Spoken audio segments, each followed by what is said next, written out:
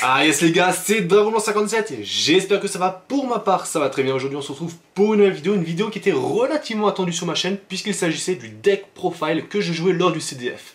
Alors lors du CDF, il faut savoir que j'ai fait 2-1-4. Je n'ai pas terminé tous les matchs puisque le dimanche, je savais comme quoi j'avais plus aucune chance tout simplement de jouer quoi que ce soit, puisque au début j'avais quand même prévu de toper. Bon, je disais ça pour le fun, mais bon, si c'était réellement arrivé, j'aurais été super content. Mais bon, je savais qu'avec le deck que j'avais, c'était vraiment très dur. Surtout que c'est un deck qui n'est absolument pas méta. Donc du coup, j'ai fait du 2-1-4. Donc le dimanche avec Obscurity, on a tout simplement fait notre vlog. Moi, clairement, j'étais allé chez les barons pour faire mes courses, tout simplement. Puisque j'avais quand même pas mal de cartes à acheter. Et puis ouais, je me suis fait plaisir le dimanche en fait. C'était plus une journée tranquille où on a fait nos ouvertures de nos displays, où on a justement fait pour moi les interviews qui risquent de venir d'ici quelques semaines je pense. Également voilà, continuer les vlogs, discuter avec les abonnés, tout ça. Donc du coup c'était une journée très chargée et je voulais clairement prendre mon dimanche à moi et justement pas stresser pour les duels. Donc voilà. Donc je vais vous montrer mon deck sur ce magnifique playmat que Konami m'a offert, tout simplement des Red Demon, qui est clairement tout simplement magnifique puisque c'était un playmat que je voulais déjà à l'époque mais qui coûtait relativement cher. Donc je vais vous présenter mon deck. Alors déjà ce qu'il faut savoir, petit focus dessus, ce qu'il faut savoir c'est que ce deck là, c'est clairement un deck que j'ai aimé jouer. C'est un deck où voilà, j'ai trouvé ça fun. Et ouais, je me suis amusé à le jouer, même si, bon, très souvent j'étais dans des situations critiques. Mais voilà, c'était ce qui était le plus intéressant. Alors on va faire un petit zoom dessus, qu'on va quand même pas aussi gros. Voilà, alors j'ai joué avec 3 revolvers Desperado. Alors cette carte-là est magnifique puisque justement lorsqu'un monstre machine de type ténèbres est envoyé au cimetière, donc par un effet de carte ou tout simplement lors du combat, je peux invoquer cette carte-là spécialement depuis ma main. Cette carte-là a un effet rapide, c'est durant la battle phase de mon adversaire ou la mienne. Je peux lancer 3 pièces. Si je fais 3 piles ou 3 faces, bon, je sais plus, mais même en vrai, je sais pas ce que c'est pile ou face. Du coup, je pouvais détruire autant de monstres face recto sur le terrain de mon adversaire. Et si je faisais 3 faces, je piochais également une carte, ce qui m'est arrivé une fois lors du CDF. Ensuite, ma carte préférée, sans doute du deck, la sphère explosive. Alors la sphère explosive, pour moi, c'était une révélation déjà à l'époque quand elle est sortie en rétro pack 2. Tout simplement, elle coûte encore super cher. Et cette carte-là, elle est magnifique. Mode défense, il m'attaque, ça devient une carte d'équipement. J'attends sa prochaine stand-by phase. Elle explose et je lui enlève autant de points de vie que son monstre il a. Donc du coup, très très fort. Donc je le joue en x3. Ensuite, également la version améliorée justement de l'araignée explosive, enfin la sphère explosive. Cette carte-là, une fois par tour, donc je peux cibler un monstre ténèbres en machine, donc cette carte-là également, et une carte contrôlée par mon adversaire, et tout simplement, je les détruis. Justement, cette carte-là est très importante puisque son effet c'est détruisez-les. Cette carte-là peut s'invoquer de sa main une fois que j'ai fait son combo, donc du coup c'est quelque chose de très intéressant. Je détruis cette carte-là, j'invoque normal le premier tour. Je détruis une carte de mon adversaire, gratuit, et j'invoque spé le Desperado. Donc c'est vraiment rapide, on va dire. Le Reflect Bounder, tout simplement parce que moi j'invoque quasiment jamais spécialement. Du coup, moi j'invoque ça en mode attaque sur le terrain de mon adversaire. Maintenant, à lui de voir s'il veut m'attaquer ou non. Il prend des risques en s'infligeant des dommages, mais ça peut toujours me faire gagner au moins un tour précieux.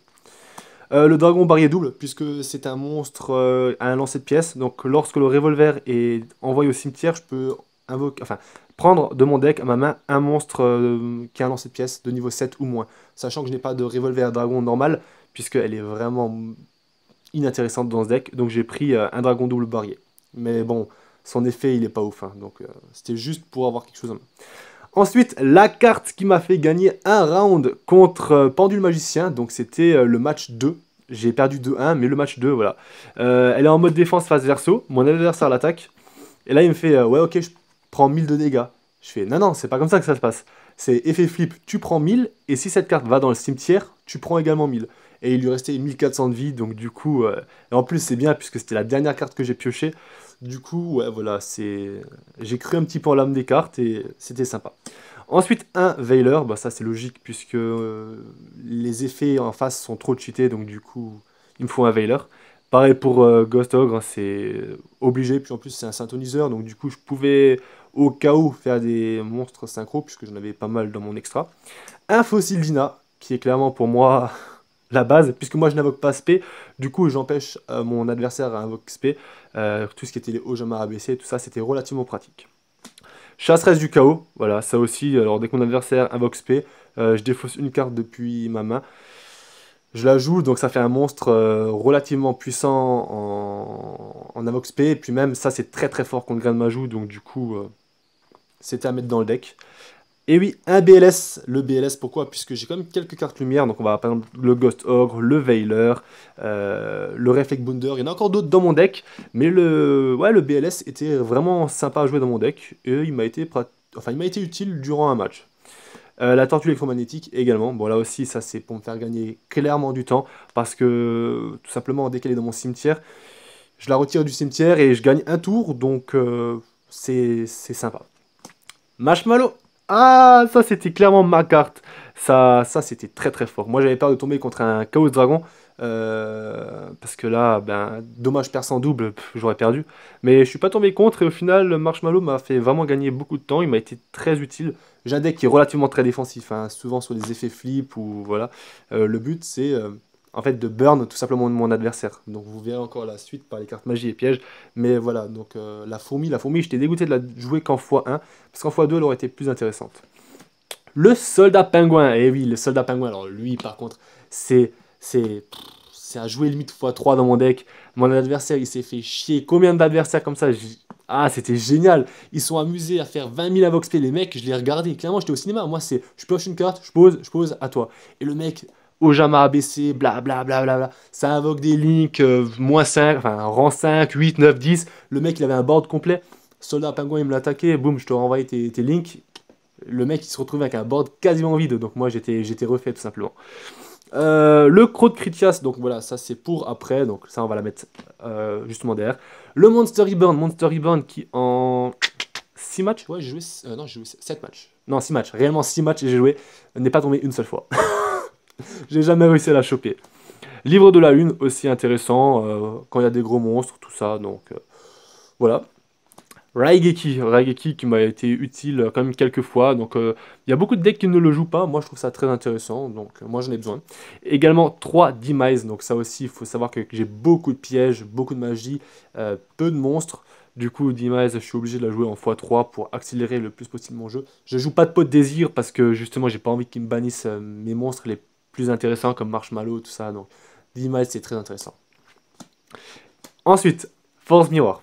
Mon deck, c'est un deck nostalgique, j'y peux rien, hein. Moi c'est mon kiff, voilà. Les adversaires contre qui j'ai joué, ils ont tous kiffé mon deck, c'était vraiment... Voilà, donc une Force Mirror, une Trap Van, alors ça, hors CDF, j'ai joué contre un Chaos Dragon.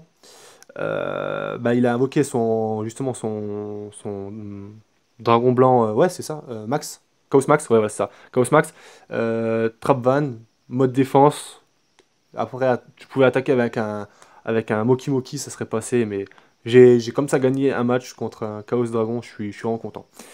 Boucle de destruction, donc voilà, déjà la première carte pour justement le Croc de Critias. Donc ça, boucle de destruction, Croc de Critias, ça m'a fait gagner 2-0, 8000 deux fois contre... c'était Rouage Ancien. Et ouais, moi j'ai bien aimé. Bah tout simplement, après vous allez voir mon extra deck. Donc un anneau de destruction, aussi très utile à un moment. 2 desserts seuls. Alors ça, clairement, c'est la base. Ça, c'est que mon adversaire, il a un board rempli. En plus, maintenant, avec les links, t'as un monstre en plus. Du coup, ouais, c'est mignon. Cylindre magique, les gars, x3. Ah ouais, mais les gars, j'ai dit burn jusqu'au bout. Et moi, je veux pas un chain burn. Non, un chain burn, c'est trop chiant. Ah, cylindre magique. Faut que mon adversaire, il invoque des bons gros monstres qui ont tous masse points de vie. Je suis dégoûté de pas tomber contre un grain de majou. Mais ça, franchement, ça m'a refait.